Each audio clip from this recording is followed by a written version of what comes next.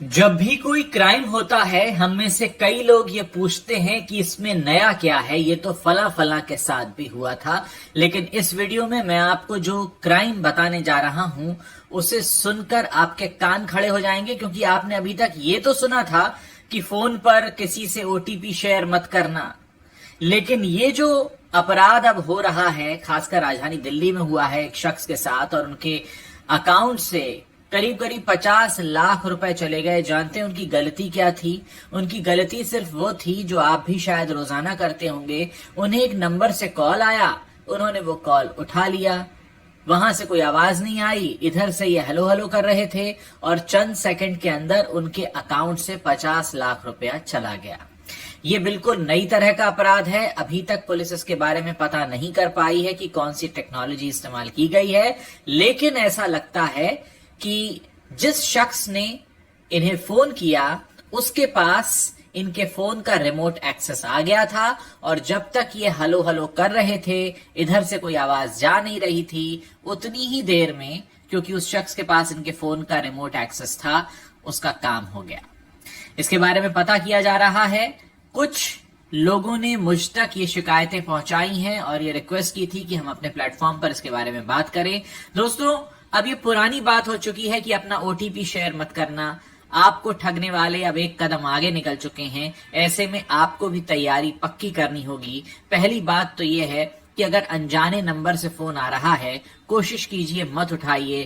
किसको अगर जरूरी आपसे काम होगा तो आपको एसएमएस कर लेगा, नहीं तो आजकल व्हाट्सएप या टेलीग्राम तो सबके फोन में होता है, वहां से कोई मैसेज आ जाएगा। क्योंकि आप नहीं जानते कि आपको आ रही ये जो मिस्ड कॉल है, जिसको आप उठाएंगे और उधर से आवाज नहीं आएगी, उतनी देर में आपके फोन से क्या कुछ हो चुका होगा। क्योंकि आपके हाथ में जो फोन है, ये फोन नहीं, असल में आपके दिल की धड़कन है।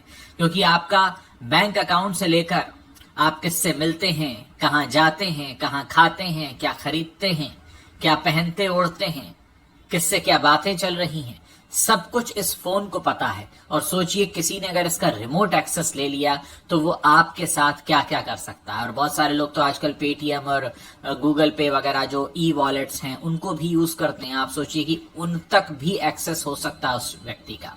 ये बिल्कुल नई तरह का अपराध है, इसके बारे में बात होनी चाहिए। ये जो फोन जिसे हम अपने हाथ में लिए घूमते हैं, जिससे ऐसा लगता था कुछ समय पहले तक कि हम फोन रखते हैं, अब ऐसा लगने लगा है कि फोन ने हमें रखा हुआ है, क्योंकि इसके बिना हम रह नहीं सकते। ये जहां चार्जिंग पे लगता है हम भी उसके आसपास मंडरा रहे होते हैं, क्योंकि इसके पास हमारी वो जानकारी है जो शायद कई बार हमारे लाइफ पार्टनर और हमारे माता पिता को भी नहीं होती। उतना कुछ जानता है ये फोन। और सोचिए इसकी एक्सेस अगर किसी और को लग गई तो क्या होगा। इस समय, पिछले कुछ समय के दौरान बहुत तेजी से साइबर अटैक्स के मामले बढ़े हैं। 2022 में एक रिपोर्ट प्रकाशित हुई थी जो ये बताती है कि इस दुनिया में हर 40वें सेकंड में कहीं ना कोई साइबर अटैक हो रहा होता है। और इनमें से 94% साइबर अटैक्स ऐसे हैं जो ईमेल के जरिए होते हैं। और इस दुनिया की 64% कंपनीज ऐसी हैं जिनमें कभी ना कभी साइबर अटैक तो हुआ ही है।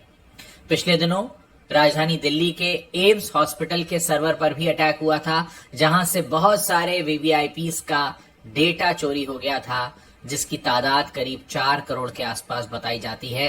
यानी इस तरह के अटैक्स जो हो रहे हैं वो कहीं ना कहीं हमें अंदर से खोखला कर रहे हैं। हमें उनके लिए तैयार भी होना होगा। हमारी जो सुरक्षा और जांच एजेंसीज हैं उनको खुद भी स्मार्ट बनना होगा, उनसे ज्यादा स्मार्ट जो कि किसी गांव या कहीं पर बैठकर इस क्राइम को करते हैं। नेटफ्लिक्स पर जामतारा हमने देखा था।